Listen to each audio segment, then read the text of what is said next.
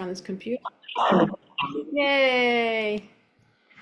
So welcome everybody to a really amazing interview that I'm going to be doing with my friend Amanda. But first, who am I? My name's Rita. I work with stressed out professional moms.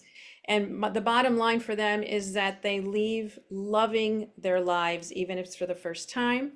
And one of the things that I have found that a lot of moms struggle with is parenting, specifically parenting tweens, teens, and young adults. So if that is something that you have been challenged by either now or you're expecting to, I really want you to stick around to listen to this interview with my friend Amanda. But let me introduce everyone to her. I'm just going to read something about her. She's an award-winning national board certified health and wellness coach. She specializes in coaching teens and young adults who are struggling with life challenges, who isn't, and through the stresses of transitioning to adulthood. And she has an undeniable passion to empower every young person to understand the power of the mind, their innate wisdom, and how to build a thriving future. And combining this passion and proven results-based programs, so important, she equips her clients with essential life skills, effective goal-setting tools, and stress management strategies to become confident, self-motivated, independent, and resilient adults. We need this in the world. Amanda continues to commit herself to making it her life mission for every young person to have a coach. I am on board with that. Welcome, Amanda. Thank you so much for having me, Rita. I'm super excited for this conversation.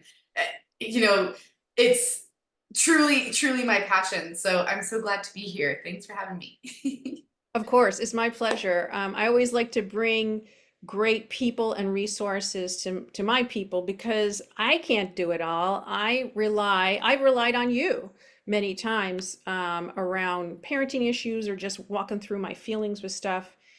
So I just wanted to know a little bit about how did you get into into coaching? How did that happen? Yeah, so it's so interesting because for me, I feel like coaching is something that I've been doing my whole life. I just maybe didn't necessarily call it that because I didn't really know what it was, right? But what really inspired me to be supporting young people, because so many people are like, you choose to work with young people? Like yes, absolutely. Because I just love being around them and I always have. And so that's kind of in coaching what drew me to this space. But what really drew me to this idea of coaching in the first place, or even just, specializing in young people, was my own journey, my own struggles as a teen. And I have yet to meet an adult who doesn't, hear what I do and they're like, where were you when I was a teenager, right? Like we all could have used this type of support. And so I feel like it's so important, myself included. Like I know that yes, life can be, it has its challenges, but it doesn't have to be a struggle. And I know that I really struggled as a teen, and I don't want any young person to have to struggle. And I think the sooner we can get them the tools, the better, because then we just have more practice with them and we can, be more resilient adults. And I think that's, just, yeah, such an amazing vision. Yeah, no, I don't know any teen who hasn't struggled, frankly. Yeah.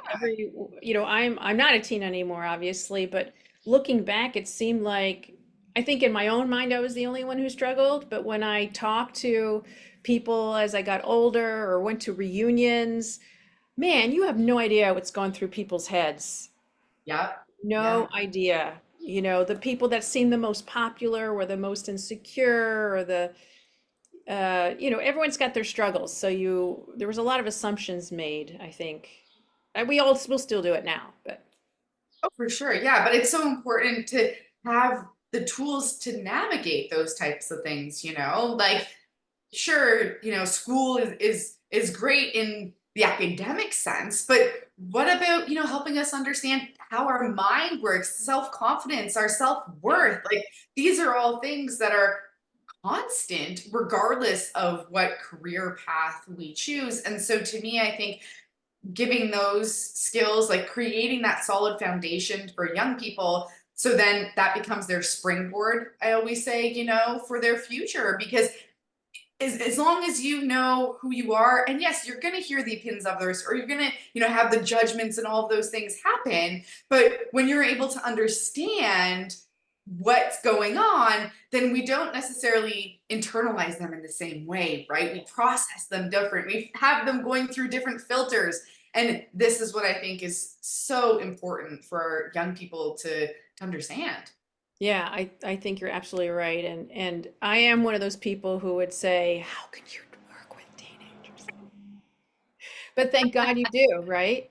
So, because not everyone wants to work with my clientele, or not everyone wants, everyone's got their zone of genius, as they say. So Yes. one of the things we were talking about it, because it's right now it's early June, and we were talking about being really busy, and a lot of things are moving around and shifting. I thought it would be a great conversation to talk about what stresses teens and young adults have going through different transitions in their life, and the stresses that their parents have. So so let's talk about that. What do Yeah. you see in your clientele, or what are common themes that you would see? So definitely this, especially those that are transitioning maybe out of high school, right? And now they're going off into the world. There's a lot of anxiety for them there, and helping them to feel like, okay, they're going to be prepared, but this is also a really big decision. Many of them are moving away from home, and as much as some of them are like, I'm so excited for the independence and what that means and all those things, underneath that, I'm like, yeah, I know, I get it. But you can hear that in some ways there's some fear, there's some anxiety there, right? And so we're unpacking those things and helping them to navigate the transition in the best way possible. I think that's such, a big part of when you say transitions for young people, that's the first thing I'm thinking of my clients. I'm like, those are the clients that really, because that's such a huge, huge transition for them. Yeah. I'm thinking also, they say that one of the top five stressors is moving, and it just occurred to me that's what they're doing, at least temporarily. They're moving a lot of their stuff to this new place, usually, unless they're commuting. Even that can be stressful. They have a new job. They're taking on a new job in a new community with new people, new roommates. Yeah. They're leaving their little safe nest, or maybe not such a safe nest, but I don't know whatever the situation is, but they're leaving what they know to go Right. into the unknown. And we both know that one of the biggest fears that we have as humans is fear of the unknown. And they're Mm. supposed to be happy about it all the time because they said they wanted it. I think that's really hard when you realize that you're having a lot of fear, maybe even a little buyer's remorse, when you're going for something you said you wanted. There's a little kind of like shame in that, or like a little like guilt, like I should be feeling really happy about this. Why am I not feeling happy? Why am I stressed? And is that a bad sign? Have I made a huge mistake? Oh my gosh, what have I gotten myself into? Blame, blame, blame, shame, shame, shame. Yeah, well, and especially too, I feel like because there's, like you're saying, this idea that they're going towards something like, for some of them, they may have, dreamed of this, from a very young age, right? Oh, when I go to college, like this is Yes. what the experience is going to be. And I mean, Yeah. in movies, paints its own picture of what that Oh is, right? yeah. And it's often more of the, it's the party, it's more of the glamorous side of, the independence and all those things. But the reality that, yeah, moving to the unknown is kind of scary. And realistically, like, we need to be honest with ourselves and be okay with knowing that, yeah, this is a big transition. This is kind of scary, but I've got it. I've got the tools, and I think that's why I'm so passionate about what I do. Because anytime we're afraid of the unknown, if we know, okay, well, in any situation, I know that I have the tools, or if Yes. I don't have the tool yet, I'll be able to equip myself because I have the community of support around me to call on the people that I need to help me get that tool or to learn the tool that I need. Yes. This is so, so it's so important. Yeah, I'm the vision I had as you were talking was I think about my own fears and stuff like that. And one of a big challenge I have is climbing down really steep, going up and really steep down on hiking. And so the tools for me was my husband saying, step there. Okay, now step there, or take my hand, or okay, we're just going to stop here for a moment. These are strategies and tools that I was still like freaking out, kind of, but I was just like, okay, I'm just going to do it one step at a time. It wasn't always pretty, you know, but I did Yeah. it and I got through it. And I was like, oh my gosh, I can't believe I did that. Not Well, and perfect. no, exactly. But what a beautiful analogy, right? Because it's especially because a lot of them, as they're going through this transition, they're thinking of the bigger picture. It's like, oh, well, I'm going to college to be the doctor. I'm going to college to be the lawyer, or Yeah, whatever, whatever that is that yeah, they're pursuing. But truthfully, all you really need to know is the one step. You yep, really just need to know the one step. That's it, one step at a time. And that's a lot of the work that I do with my clients is helping them to see like you don't need to know, graduation. Like you don't need to know that yeah, far yet. Though it's good to have long-term goals and those types of things, but those long-term goals are long-term for a reason. We yeah, need first to focus on short-term. What can we do? What is the one just the one step that we yep, can do now to get you closer to that. Because the big picture, this is what makes the unknown, I think, so scary because we're looking yeah, at, oh my gosh, like, my whole life is in front of me. And right, one step, that's it. right, Let's just look for that one step. So yeah. I love that you mentioned that because I think it's such a beautiful, beautiful analogy. Oh, thank you. So I wanted to tell you something that I've done with my kids. I don't know if it's the best thing or not, and if it isn't, tell me later. Don't tell me. But I have I have three kids. Two of them are in college, and one is graduating this year in several weeks. And one of the things that I mention is that it's normal to feel stressed in this process. And I remember going through it, and I sometimes would even talk about like the first week of school, meeting your roommates and your parents dropping you off and then going bye. And then you have like this laundry list of things you need to do. You need to buy books, you need to get your ID, you need to figure out where you're going to class, how do you get something to eat, all of that stuff. And the first week was a lot of firsts. It was, when you're doing something new, there's some things that you never have to do again, like get an ID, but you have to do it. And so there's like a lot of that in beginning something like college that can feel overwhelming. And I remember at the end of the day, sometimes I just have a good cry. Or the first the first night with my roommates, there were three of us, right? And I was in a bunk, I was in the top bunk, and then my roommate was in the bottom bunk, and then there was a single. The third one was, we were like, okay, good night. And we turned the lights out, and then all of a sudden you hear, all three of us were crying in our little beds because we were just so overwhelmed with emotion, right? I even get a little verklempt thinking about it. And then we heard each other and we started laughing because we're like, oh my God, we're all crying. And we all got along really well too. It was just oh my gosh, it just feels so overwhelming. And I would suspect that your clients, if they work when they work with you, are able to handle that probably better than we did. But the reason I told my kids about it was like it's normal to feel overwhelmed and stressed, even in a situation where you've been thinking about this for a long time, because you've never done these things before. You've had me reminding you or driving you or mentioning it, or do you want me to sit next to you while you do that? And it's now all you.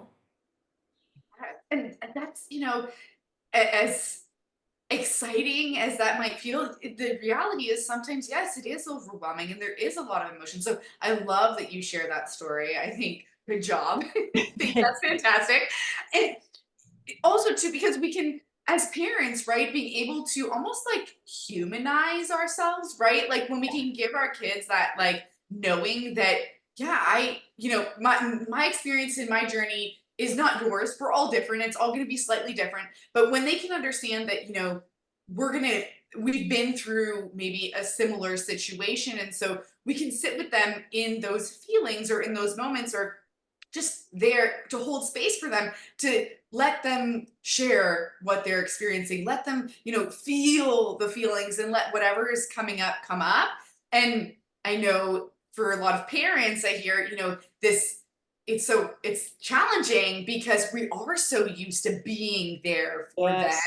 And then suddenly it's like, oh my goodness, we want to save them almost from these big Oh, emotions, right? such But a strong pull to do that. Yeah. yeah, but it's so important, right? That we allow them to do this and let them know at the same time that we're there to support them. And I think that's really important to mention, that that support network is so important. And just like you had the experience with your roommates, you had them there in a really interesting way, but to support each other, right? Yeah. And letting your kids know that there's people out there who are there to support you. I'm one of them, right? I'm one of them. Yes. As your parent, I'm one of them. But there's also other people as well. There's a whole community. And so when they can realize that piece, when they know that, okay, you know what, when I'm having a hard time, or when I just need space for someone to listen to me, I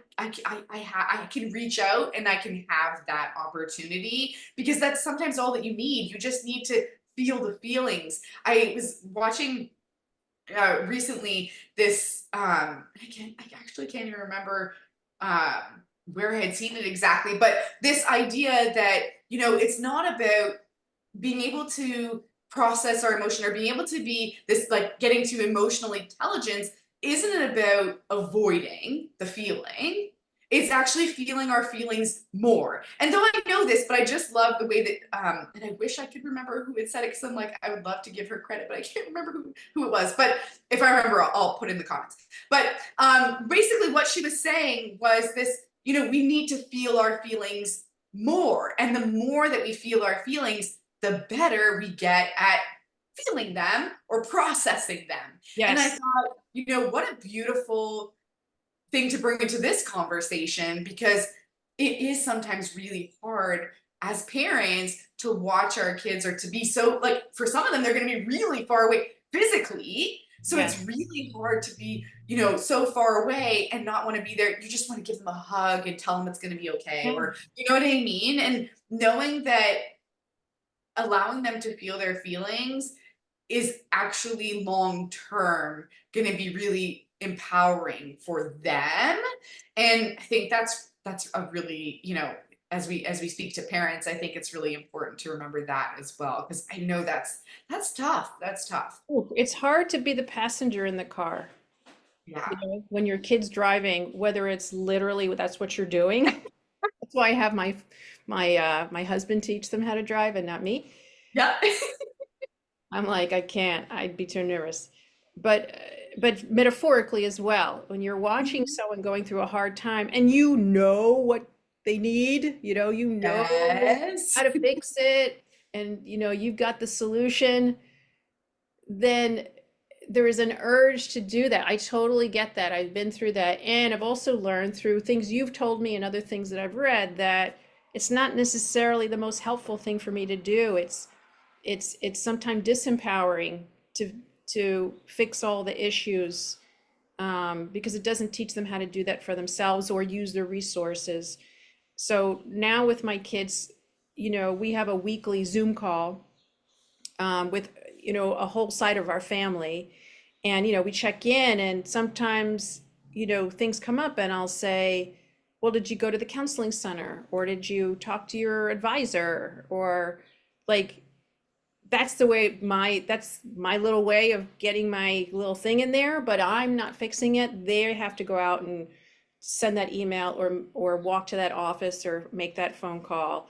And I'm like, look, we're paying for all this. Like, we're paying for all these people to help you. So please, please, if you need it, utilize that. They're trained to do that. Yeah. That's what they're waiting for you to show up, Yeah. so Exactly. make their day. Yeah. Well, and I love that you share that because it's so important that we not only like let our kids know, but also understand too as parents that it's okay to ask for help. Yes. That's a huge shift, I think, for so many people. And we hear it all the time, right? Like, oh yeah, ask for help, but it's because it's true. It's because it's so true that we need to be okay with asking for help. And sometimes that's, okay, you have the conversation with your kid and then you're calling up your best friend to just like cry after and Oh, let it all out, right? Like oh yeah. it's not just the kids who are going through all these emotions, like it's Yeah. also the parents, and we need to be real with that too and allow ourselves like to feel. Absolutely. And I think I've said this to you, I'm connecting with you so that you can tell me that I'm still an okay parent. Just at the bottom line, I just want to know I'm not a horrible person because I said this or did this and it didn't work out or my kid's not happy. And then that's the other thing I need to be reminded of also with my teens is they're supposed to not be in love with you all the time. They're supposed to think you're an idiot or you're too much of a gatekeeper or I can't wait to get out of here. That is normal. I think we've as a society kind of forgotten that. I know I did. And so I was just like there's something wrong. My kid doesn't like me today and then I realized no, that's what they go through. That's okay. That's part of their development as well, dealing with those emotions. Well, for them too, it's also at this point, like, so prior to especially teenage years, right? A lot of that is dependence on parents for true survival, Yeah. right? Like, I mean, even if we go way back, like infant, right? Like Yeah. they need their parents to Yes. feed them, to clothe them, to, make sure that they're physically safe, like all of those things, right? But then there's this like point as they're becoming teenagers where now the focus isn't so much about the connection they have with their parents, and hopefully up till that point we've been able to build that connection, and if not, there's still lots of opportunity, right? If you're watching you're like, oh no, I'm doomed forever. No, no, no, like there's still opportunity to repair, but the point I'm trying to make here is that at that teenage stage there's still there's a shift. Now they're shifting from this, okay, my family is like the number one, and now they're going towards independence. Yeah. And for them to feel like they're finding that sometimes is to separate a little bit from the family and to find their own place in the world, if you Yeah. will. Yeah. So yeah, it is normal for them to, maybe want to, hang out with their friends a little bit more than they used to. And it's not that they don't love you, because I'm always amazed by this. I always ask, because sometimes these conversations will come up in my coaching sessions with my clients and they'll mention things, conversations with their parents. And we always, get to this place of really my goal is to help them to see that, your parents are just humans too, Yeah. right? As much as like, superwoman as they may seem, like some kind of superhero, that they are human too, and this is the first time that they're also maybe experiencing these types of things as well, right? So they're just trying to figure it out just as much as you are, right? And maybe yes, they have a little bit more tools and skills that they might know something, that you don't know yet, right? But at the same time, like helping them to go through that shift in dynamic in the relationship where it's like, I still love you. And that's what so many teens tell me. They're like, I love my parents. And it's funny because I have check-in calls with parents and they'll get all day, I think my kid, like similar to what you're saying, my kid hates me. They don't want to be around me. And I'm like, you'd be surprised, because what they tell me is like, I know my mom loves me, but, and then, this situation is really frustrating, right? But it's always, I love my parents. I love my parents. And if we can keep that, I think, in the back of our minds, and also something else that I think can also be helpful is when we think about, we're looking at our kids And what happens when we shift from, this is my kid to, well, what if this was like your own inner child? Like, what if this was your inner child going through this experience of transitioning, like to this totally different lifestyle? How would you want Yeah. to show up for them? Like, Yeah. how would you, especially in conflict, I feel like that, when you're, in those difficult conversations. So a lot of different nuggets there. I'm like, I feel like I could take this in a million different directions, and my mind is so excited and racing I about know, I all of know. the ideas. But I think that's important, right? Like to keep in mind that they're just figuring it out. Our kids are just figuring it out, and for many of them by this stage, well, no, if we're talking specifically, this transition, if they're going to college, their brain isn't even fully developed yet. Like that doesn't usually happen Yes. unless they go to college later in life. Like that doesn't usually happen until 25.